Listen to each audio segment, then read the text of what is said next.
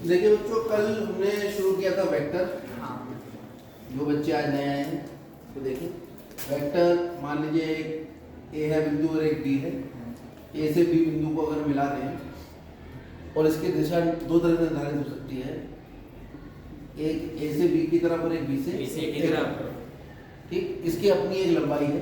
तो ऐसी राशियां जिनका परिमाण, लंबाई कहलाएगी परिमाण, और उनकी दिशा होती है, वो वेक्टर कहलाते हैं। ये आपने कक्षा 9 से पढ़ना शुरू किया है। अब हम इसको डिटेल में पढ़ेंगे। अगर ये ए बी है तो इसको लिखने का तरीका है ए बी वेक्टर। ठीक है, ऊपर लगा है ये, तो ये वेक्टर है। और अगर खाली ए बी लिखा है तो इसका मतलब है कि ए बी की लंबाई, तो ये वेक्टर नहीं है। तो वैसे तो डार्क बोल्ड कैरेक्टर और लाइट कैरेक्टर में कुछ किताबों में निर्देशन दिया होता है कि बोल्ड में वेक्टर लिखे होते हैं और लाइट में अदिश लिखे होते हैं। ठीक है, कांस्टेंट लिखे होते हैं। लेकिन यहाँ पर हम जो नोटेशन प्रयोग करेंगे, या तो वेक्टर को ऐसे लिखेंगे या वेक्टर को ऐसे। ठीक है। और अगर हम किसी, ये जो ए बी है, ये ए बी है वेक्टर का परिमाण। क्या है ए बी? वेक्टर का परिमाण, जिसे हम कहते हैं मॉडुलस। मॉडुलस ऑफ वेक्टर ए। अब क्योंकि मैंने वेक्टर ए बी शब्द लिखा है, इसकी जगह में ये भी लिख सकता था, तो हम समझ जाते ए बी वेक्टर की बात है। ये तो होगा इसको लिखने का, ये इसका इनिशियल पॉइंट है और ये इसका टर्मिनल पॉइंट। लेकिन अगर मैं इसे बी ए वेक्टर लिखूंगा, इससे पता लग रहा है कि इसकी दिशा बी से किधर ए की तरफ है, तो ये बी ए वेक्टर। क्लियर हो गई बात? दूसरी बात, किसी भी वेक्टर के यहाँ पर वेक्टर का जो एक इनिशियल पॉइंट है वो फिक्स नहीं है। ठीक, अगर मैं ए बी की बात कर रहा हूँ और एक और वेक्टर में बना दे रहा हूँ जिसकी लंबाई ए बी की लंबाई के ही बराबर है, और उसका नाम मैंने रख दिया सी डी। ठीक है, और उसकी दिशा भी ए बी की तरह ही है, तो मैं ए बी को सी डी कह सकता हूँ। सॉरी, बी ए को मैं कह सकता हूँ। क्लियर हो गई बात? इसका मतलब vector is independent from the point. अभी हम जो मैथमेटिक्स यहाँ पर पढ़ने जा रहे हैं उसमें किसी भी वेक्टर को यहाँ होगा, हम उसके समांतर यहाँ बना लेंगे। बात हम इसकी कर रहे हैं, लेकिन होगा काम उसकी। बात समझ आ गई? हम कह रहे हैं दो वेक्टरों के बीच में कोण निकालो। एक वेक्टर ये है और एक वेक्टर ये है। ये है वेक्टर ए बी और ये है वेक्टर सी डी। अब ए बी और सी डी के बीच में कोण निकालो, कैसे लिखेंगे? तो हम क्या करेंगे, एक बिंदु लेंगे, मान लीजिए मूल बिंदु को लेंगे, इसके समांतर इसी की लंबाई का एक हम यहाँ से खींचेंगे, ये लिख दिया नाम इसका। ठीक है, और इसके समांतर एक यहाँ से खींचेंगे, इसका नाम मैंने क्यों रख दिया। अब इनके बीच में मैं कोण निकालना। क्लियर हो गया बात? ये फ्री वेक्टर कहलाते हैं, जिनका जो इनिशियल पॉइंट है उसके स्पेसिफिकेशन पे बात ना करके हम उसके समांतर वेक्टर खींच लिया करेंगे और उस पर काम किया करेंगे। अच्छा, अब आता है किसी सदिश का, जिस पर कल भी बात हुई। किसी सदिश का इसी सदिश को कहते हैं पोजीशन वेक्टर ऑफ पॉइंट। किसी भी पॉइंट का पोजीशन है, शॉर्ट में लिखते हैं पी वी ऑफ ए, या कोई पॉइंट ए। बात समझ आ रही है? अगर मैं इसको पोजीशन वेक्टर आपको दिखाऊंगा, मान लीजिए ये हमारे पास कार्तीय तल है, इस कार्तीय तल में ये एक्स और वाई अक्ष है, और इस एक्स और वाई अक्ष में ये मूल बिंदु है, ये पॉइंट पी है। तो P का जो स्थिर सदिश होगा वो O से ओरिजिन के सापेक्ष आप P को जोड़ दीजिए, इसकी दिशा P की तरफ कर दीजिए, ये आपका स्थिर सदिश होगा किसी भी बिंदु। तो किसी बिंदु का जो स्थिर सदिश होता है वो मूल बिंदु के सापेक्ष उस बिंदु का वेक्टर होता है। कि मूल बिंदु से हम उस बिंदु को जोड़ेंगे, वहां से वहां तक, ये O से मैंने P को जोड़ा, कि यहाँ से यहाँ तक जो वेक्टर आया जिसकी दिशा OP के अनुदिश है, दिशा तो आगे भी बढ़ सकती है, लेकिन वेक्टर ही होगा। तो P बराबर O, तो किसी बिंदु का स्थिर सदिश। अब आता है वेक्टर ट्रायंगल।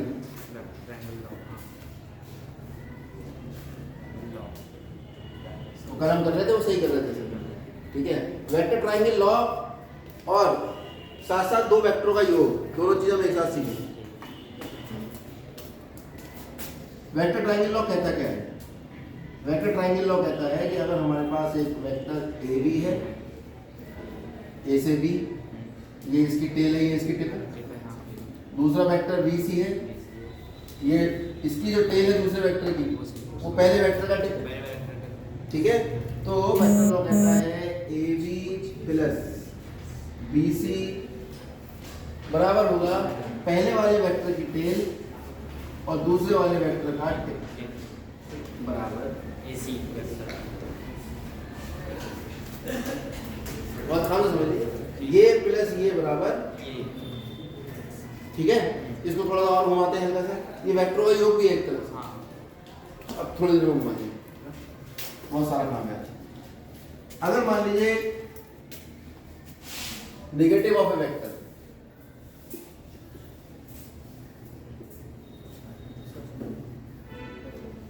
किसी वेक्टर का नेगेटिव क्या होता है? मान लीजिए कोई वेक्टर ए है, ये है ए वेक्टर, तो माइनस ए वेक्टर जो होगा वो होगी तो लंबाई उसकी इतनी ही जितनी वेक्टर ए की लंबाई है, लेकिन इसकी दिशा बदल जाएगी। क्लियर हो गई बात? यानी अगर ए भी कोई वेक्टर है, अभी और आगे बढ़ते हैं, मान लेते हैं हमारे पास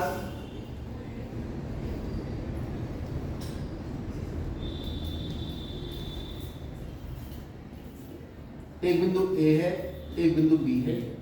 बिंदु ए का स्थिति सदिश ओ के सापेक्ष ए है और बिंदु बी का स्थिति सदिश ओ के सापेक्ष बी है। और अगर मैं ए और बी को जोड़ देता हूं, इसकी दिशा तो ये है ओ ए, इसकी दिशा क्या है? ये है। ठीक है, और इसकी दिशा अगर मैं ये कर दूं तो ओ ए प्लस ए बी कितना हो जाएगा? वाई ट्राइंगल हो जाएगा, Y vector triangle. O A vector plus A B vector बराबर, पहचान कैसे हो रही है? ये वेक्टर इसके टिप से इसकी टेल जोड़ दो। ठीक है, फिर पहले वाले वेक्टर की टेल से दूसरे वाले वेक्टर का टिप जब जोड़ोगे तो दोनों का योग निकल के आ जाता है, या फिर इसके बराबर हो जाएगा। ठीक है, अब ओ ए को उधर भेज दो, ए बी बराबर ओ बी माइनस। हुआ क्या है? ये कभी 3 लगा देता हूँ, कभी 3 नहीं लगाता हूँ, ध्यान रखना, परेशान मत होना। ये है क्या? बी। यानी अगर कोई हमारे पास वेक्टर है ए बी, यानी वेक्टर दो बिंदुओं से बनेगा। वेक्टर के नीचे परिमाण होगा, ठीक है, मॉडुलस होगा उसका। मॉडुलस मैंने बता दिया आपको क्या होगा। किसी वेक्टर का जो मॉडुलस है वो उस वेक्टर की लंबाई होती है। अभी लिख के बता दें, बताया नहीं अभी, यहाँ बता है कहीं लिखा हुआ? ऊपर है लिखा हुआ। Modulus of vector A B को ऐसे लिखते हैं, ए बी पर ये लाइनें खींच देंगे, उसका मतलब ए बी वेक्टर की लंबाई होगी, वही उसका मॉडुलस होगा। तो ये बी ओ बी जो लिखा है, ये ओ के सापेक्ष बिंदु बी का स्थिति सदिश नहीं है। अरे किसी बिंदु का स्थिति सदिश क्या होता है? मान लो मैं क्यू बिंदु ले रहा हूँ, ओ से इसे जोड़ देता हूँ, तो ये क्यू का स्थिति सदिश कितना होगा?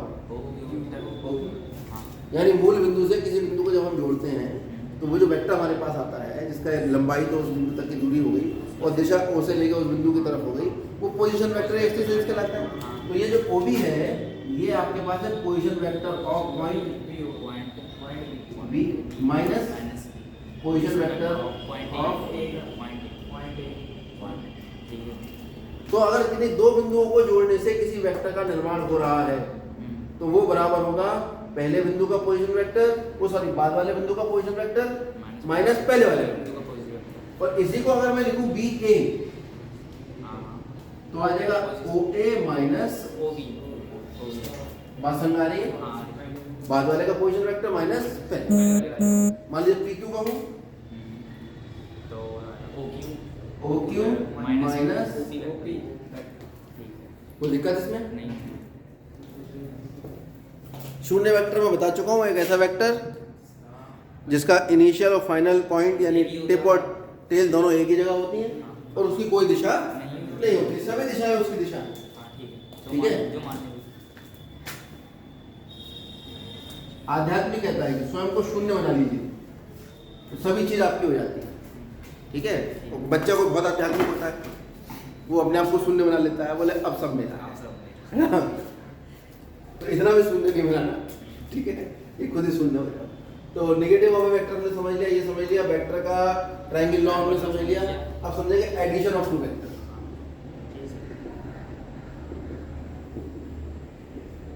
दो वेक्टर का योग, एडिशन मतलब योग। तो बहुत ज्यादा डिटेल में ना बताकर आप बस ऐसे समझ लीजिए कि अगर एक वेक्टर ये है ए, इसकी दिशा ये, दूसरा वेक्टर यहाँ से शुरू हो रहा है, ये छोड़ो, दूसरा तरीका समझाते हैं। एक वेक्टर ये है ए और एक वेक्टर ये है बी। अब आपको ए और बी को जोड़ना है। ये दो अलग अलग वेक्टर है। क्या करेंगे, पहले वेक्टर ए बनाएंगे, ठीक, ये ए वेक्टर है, किसी बिंदु पे ले जाओ, मान लो मूल बिंदु पे ले गए, ठीक है। फिर वेक्टर बी के समांतर लेके आएंगे, वेक्टर बी को उठाकर जितनी भी लंबाई है ऐसे उठा के, और इसकी टिप ये आ रही है, इसकी टिप से इसकी टेल लगा देंगे। ये कौन सा वेक्टर आ गया, वेक्टर आ गया, ये इसके समांतर है। उठा के ले आए, और उठाकर आने के लिए बोर्ड को यहाँ से काटने की जरूरत थोड़ी, बना दो, जितनी लंबाई है उतनी लंबाई बना दो, जितनी दिशा उतनी दिशा बना दो। तो ये जो आएगा यहाँ से यहाँ तक, ये आएगा a प्लस बी। क्लियर हो गई बात। और मान लो घटाना होता, ये ट्रायंगल लॉ को फॉलो करता है, सबट्रैक्शन ऑफ टू वेक्टर। मान लीजिए एक वेक्टर ये है a और दूसरा वेक्टर ये है b, इनको घटाना है। क्या करना है, घटाना है। चलो पहले वेक्टर ए बना लो, कोई दिक्कत नहीं, ए बना लिया, ओ ए एक वेक्टर ए बना लिया, यही वाला। अब इसके साथ में जो बी वेक्टर लाना है वो बी ना लाकर अगर माइनस भी ले, ठीक है। माइनस भी कैसे आएगा, माइनस का क्या तरीका है, उसकी दिशा बदल दो, लंबाई वो रहनी चाहिए, तो लंबाई ये रहेगी, इसके समांतर बना दो, लेकिन दिशा बदल दो। ये बी की जगह कितना होगा, तो जब इसकी टिप और इसकी टेल को जोड़ेंगे तो ये तो इन दोनों का योग आएगा निकल के, ए प्लस बी माइनस बी। क्यों, और प्लस माइनस क्या होता है, माइनस। तो सब्ट्रैक्शन ऑफ वेक्टर भी एक तरह से एडिशन ऑफ वेक्टर ही है, लेकिन जब हम उन्हें कागज पे बनाएंगे तो उसकी दिशा से उल्टी दिशा लेंगे। मान लो ये पे करना होता मुझे, तो ये ए है और इसकी दिशा बदल देता मैं, नीचे की तरफ हो जाती। अब ये जो आता मेरे पास यहाँ से यहाँ, ये आता ए प्लस माइनस, तो ये आपका एडिशन की जगह सब्ट्रैक्शन मिटाना पड़ेगा, क्योंकि मैंने हेडिंग डाल दी है एडिशन।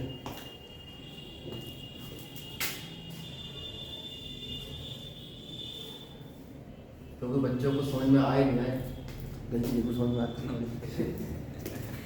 ये सब्ट्रैक्शन ऑफ टू वेक्टर हो गया, एडिशन ऑफ टू वेक्टर हो गया। अब पढ़ेंगे पैरेललोग्राम लॉ फॉर वेक्टर, ठीक है। वेक्टर ऑफ पैरेललोग्राम कहेंगे, पैरेललोग्राम ऑफ वेक्टर कहेंगे, parallelogram of vector, parallelogram law कहते हैं वैसे, ठीक है। हिंदी में उसका नाम आप कुछ भी ले लीजिए। ये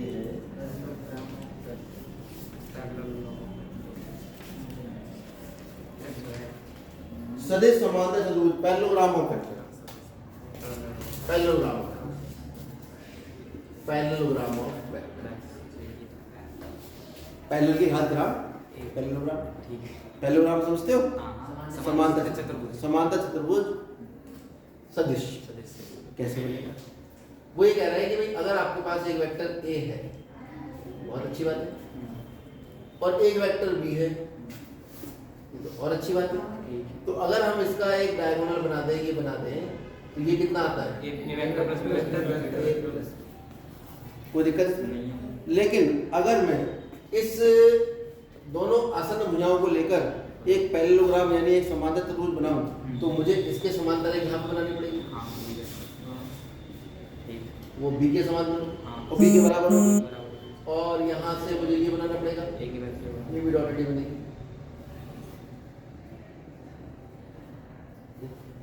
ये इसके बराबर और समांतर है, इसको मैं अगर मैं कहूँ ए बी सी और डी, ठीक है। तो यहाँ से देखो ये बी है, ये इसके समांतर है, और साथ साथ इसकी लंबाई इसके बराबर है, तो ये समान वेक्टर होगा, इक्वल वेक्टर होगा। तो अगर ये बी है तो ये भी बी होगा। समान वेक्टर मैंने कल बताया। हाँ बताया। दो वेक्टर समान वेक्टर होते हैं ठीक। यदि उन वेक्टरों की परिमाण और दिशा बराबर है।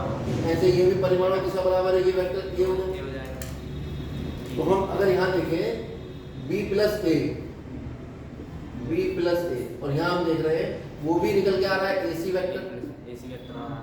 और इधर से देखें a प्लस बी, ये भी आ रहा है AC ये भी ये निकल के आ रहा है। इसका मतलब किसी वेक्टर क्रम में होता है। क्रम में, क्रम में होता यानी वेक्टरों का योग कैसा होता है? क्रम में नहीं क्रम में होता है। बात समझ आ गई? The addition of vector is commutative. क्रम विनिमय का मतलब होता है कम्यूटेटिव। एडिशन मतलब योग, addition of vector is commutative. कोई दिक्कत नहीं। अच्छा, वेक्टर की गुणा हाँ। है ना। अब मल्टीप्लिकेशन ऑफ, तो समझते हो ना मल्टीप्लिकेशन गुणा कहते हैं। Multiplication of scalar and vector, क्योंकि जो वेक्टर की गुणा है वो अगला टॉपिक है। वेक्टर की गुणा दो तरह की होती है, डॉट प्रोडक्ट, क्रॉस प्रोडक्ट, उसको हम बाद में बात करेंगे। ठीक है, बहुत डिटेल में बात करेंगे। फिजिक्स में तुमने खूब पढ़ा है। ठीक है, डॉट पढ़ा होगा, आर क्रॉस एफ पढ़ा था, और ये पढ़ा होगा वर्क एफ डॉट एस। हाँ, बहुत सारी चीजें पढ़ोगे। अच्छा, मल्टीप्लिकेशन ऑफ स्केलर क्या होता है? कोई वेक्टर है, अगर किसी वेक्टर को हम किसी स्केलर m से गुणा करें, m का मतलब 5, 6, 7, 8। एक बहुत छोटा सा एग्जांपल लेते हैं। मान लीजिए ये मेरे पास वेक्टर a है, इस वेक्टर को मैं 2 से गुणा कर दूं, तो 2 से गुणा जो करके जो वेक्टर आएगा वो इस वेक्टर का स्केलर मतलब अदिश गुणन है। एक अदिश का और वेक्टर का गुणन है। तो होता क्या है, जब हम किसी अदिश को किसी वेक्टर से गुणा करते हैं, तो जब हम किसी अदिश को गुणा कर रहे हैं तो उसकी दिशा में तो कोई परिवर्तन कर नहीं रहे हैं, लेकिन जब गुणा कर रहे हैं तो परिमाण में परिवर्तन हो रहा है। तो नया जो वेक्टर आएगा उसकी लंबाई जितने गुणा करोगे उतना हो जाएगा। जितनी इसकी लंबाई है उससे दुगनी करनी है, तो ये हमारे पास नया वेक्टर। इसका मतलब किसी वेक्टर की अगर किसी अदिश से गुणा की जाती है तो वो अदिश करता क्या है, उस वेक्टर की दिशा को नहीं बदलता, लेकिन उसकी लंबाई को उतना गुणा कर देगा जितने से गुणा करोगे। आधे से करोगे आधा कर देगा, दुगने से करोगे दुगना, तिगने से करोगे तिगना करेगा। कोई दिक्कत इसमें नहीं है। क्लियर हो गई बात सारी? हाँ। ये जितना बोर्ड पे लिखा है इसमें कहीं भी कोई समस्या हो तो बता दो। कोई समस्या नहीं, सारी समस्या एग्जाम में आती है बस।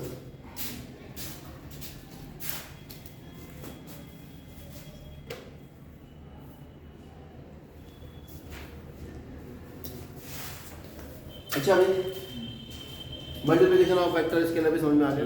ठीक है, अगर कोई वेक्टर है, किसी वेक्टर को हम गुणा कर रहे हैं तो उसके परिमाण में गुणा हो जाएगा, यानी scalar multiple in scalar multiple multiplication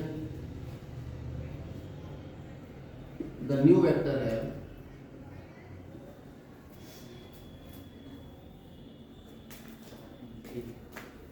increase by length. अरे बहुत ज़्यादा अंग्रेजी हो गई, तुम लोग जाओ परेशान। हिंदी में समझ लो कि जब किसी वेक्टर से स्केलर से किसी वेक्टर को हम गुणा करते हैं तो जो वेक्टर है उसके परिमाण में उतने गुना वृद्धि हो जाती है। क्लियर हो गई बात? वो किताब से भी चाहो तो उसको नोट लेना, स्केलर मल्टीप्लिकेशन। अब ऐसा भी तो हो सकता है m गुणा a प्लस b कहीं लिखा हो, या m गुणा n दो वेक्टर जुड़ रहे हो और उसके साथ में किसी वेक्टर से गुणा हो। दोनों में से कोई भी काम आपके पूछा जा सकता है। यहाँ क्या हो रहा है कि दो वेक्टर जुड़ रहे हैं, दो वेक्टर जुड़ेंगे तो नया वेक्टर आएगा।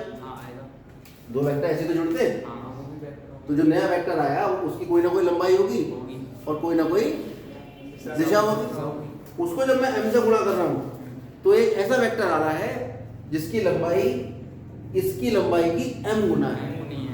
क्लियर हो गई बात? उसके अलावा ये पाया गया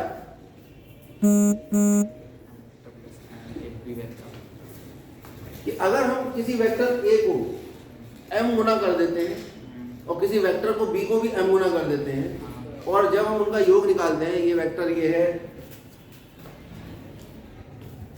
a और ये वेक्टर है b, तो ये आया यहाँ से यहाँ तक, तो ये जुड़ा है ना ए बी, तो ये वेक्टर आया, जैसे मेरी उंगली है यहाँ से हथेली से लेके, ये जो नया वेक्टर आएगा, अगर ये एम ए है और ये एम बी है, तो ये जो वेक्टर आता है वो आएगा, ये क्या हुआ M A plus M B, और ये पाया गया कि ये निकल कर आया ए प्लस बी मल्टीप्लाई, यानी distributive property of multiplication over addition, बहुत अंग्रेजी हो गई, हिंदी में बता देता हूँ। क्रम वितरण नियम होता है, शायद डिस्ट्रीब्यूटिव वितरण नियम, वितरण नहीं होता है। ठीक है। गुणा का योग में वितरण, कक्षा 6 में पढ़ा होगा, हाँ हाँ पढ़ा। गुणा का योग में वितरण। वितरण, ये गुणा हो रही है और ये योग हो रहा है, हाँ। इसमें वितरण हो गया, अलग अलग बट गया। ठीक। ऐसे ही अगर कोई वेक्टर है m प्लस n, तो सीधा सीधा होगा, m प्लस n है क्या, m प्लस n दो अदिशों का योग है, कोई ना कोई राशि आएगी, उसे m से गुणा कर रहे हो, a से गुणा कर रहे हो, क्या होगा, a की लंबाई उतनी बढ़ जाएगी जितनी m प्लस n की लंबाई होगी। m प्लस n 5 है तो a जितना भी था वो 5 गुना हो जाएगा, ठीक है। लेकिन प्रयोग द्वारा ये पाया गया, ये बराबर था m a प्लस n,